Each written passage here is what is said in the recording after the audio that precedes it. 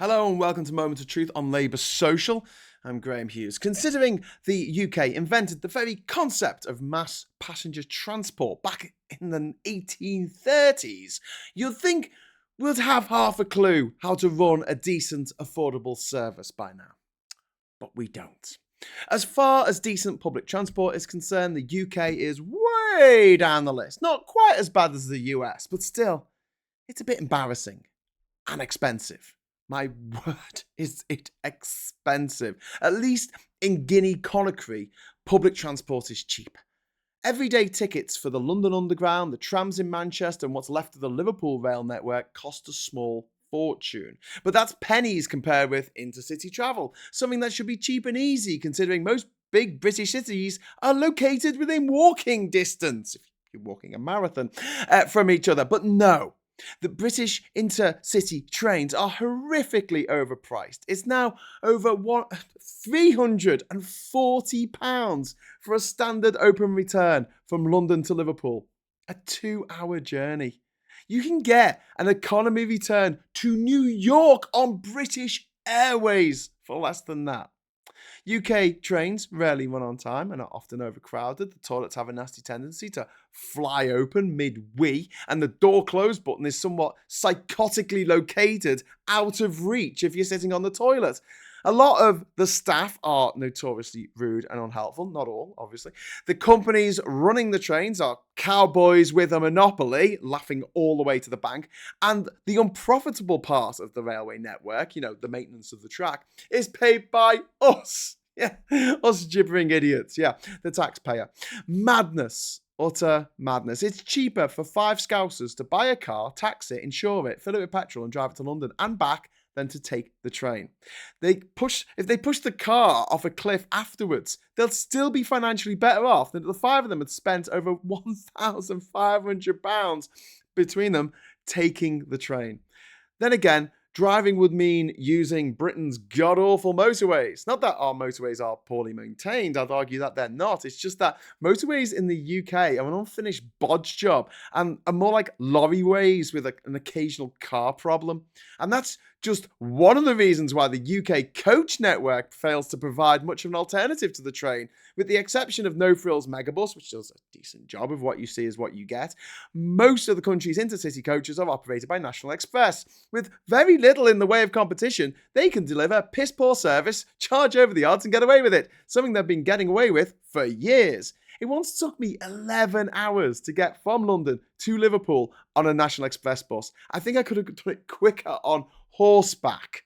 Now, look, how did we end up in this ridiculous situation? 2 words for you, Benjamin. Corrupt Tories. Yeah. The word public was removed from public transport thanks to the short-sighted, piss-poor and quite frankly corrupt policy decisions of the Conservative governments going all the way back to the early 60s. Ever hear of a chap called Ernest Marples? You should have.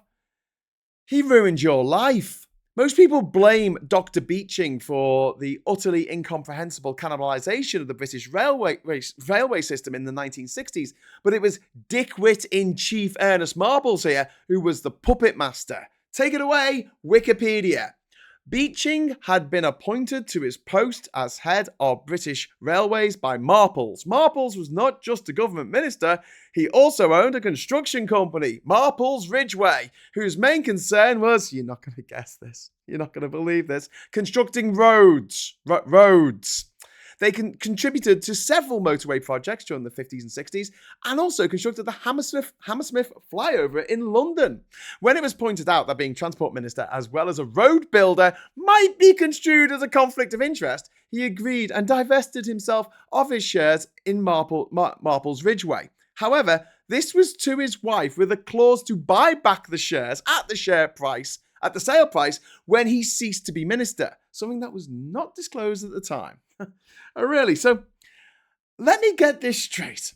A guy owns a road building company, gets a job as government transport minister, avoids accusations of conflict of interest by selling his shares to his wife for a reported £1, buys back his shares once he's personally ordered the destruction of over half the British rail network, the only viable competition to his fucking motorways, and ensures his position on the only train that he didn't fuck over, the gravy train. Now, give me another wheelbarrow full of taxpayers' money. My wife needs a new fur coat. What an irredeemable bastard. Then again, does this feel like anything out of the ordinary for a Tory? They fulfill the interests of wealthy individuals, companies, and corporations over your petty little needs, like being able to, go to work, every time. I can't be the only one who's noticed that. Anyway, so here we are, 50 years on. Our trains cost 60 years on. Our trains cost more than what most families earn in a week. Our coaches are several shades of god-awful, and our motorways are gridlocked since the freight that used to trundle along the railways can't travel on non-existent lines. Oh, did I mention that even though there are very few surviving branch lines, the taxpayer still has to pay for the maintenance of the thousands of now unused bridges, tunnels, and viaducts that crisscross the nation? If a single loose brick falls onto the windscreen of a car passing underneath, it's the great British public who will have to pay the damages. So we have a situation where you're paying disgusting amounts of money to maintain infrastructure that we have pretty much no way of getting any money back from whatsoever. Brilliant.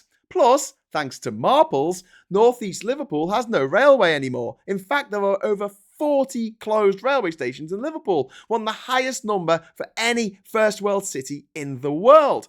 This means that some of the most deprived areas of Liverpool, those places, it's almost impossible to get to work unless you walk in the rain, cycle, super dangerous, or get the bus filled with screaming, gobbing, swearing, fighting schoolchildren.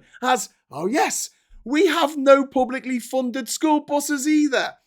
I don't have to paint a picture of how unpleasant these 8 a.m. buses are, but I'm sure you got a good idea, and it doesn't involve Moonlight Sonata and caviar vol-au-vent. 100 years ago, Liverpool had a better, faster, more integrated and bizarrely greener public transport system than it has today. The same can probably be said for most cities in the UK. Progress anymore? A little suggestion. How about a new rule that large companies are responsible for paying for the bus and train passes so that their employees can get to work? That would see a consistent, reliable income for public transportation systems, even if their employees choose to drive instead, and discourage companies from employing people who would need to make a 3-hour commute every day. You know, local people for local jobs. Smart. Oh, and while we're at it, renationalise the bloody railways, even in America, land of gullible poltroons who believe that corporations are their friends and the government that they have the power to elect is their enemy, has what boils down to a nationalised rail service, Amtrak. Oh, and if you're wondering what happened to that rotten bastard Marples, well, let me enlighten. In the early 70s, he tried to fight off a revaluation of his assets, which would have undoubtedly cost him dear. So Marples had to plot to remove £2 million in 1970s pounds from Britain through his Liechtenstein company before fleeing to Monte Carlo in 1975. He left by the night ferry with his belongings crammed into tea chests, leaving the floors of his home in Belgravia, where else, littered with discarded clothes and possessions. He claimed he had been asked to pay nearly 30 years worth of overdue tax. The Treasury froze his assets in Britain for the next 10 years, but by then, most of them were safely in Monaco and Liechtenstein. What can I say, people? Welcome one and all to the glories of the Tory party.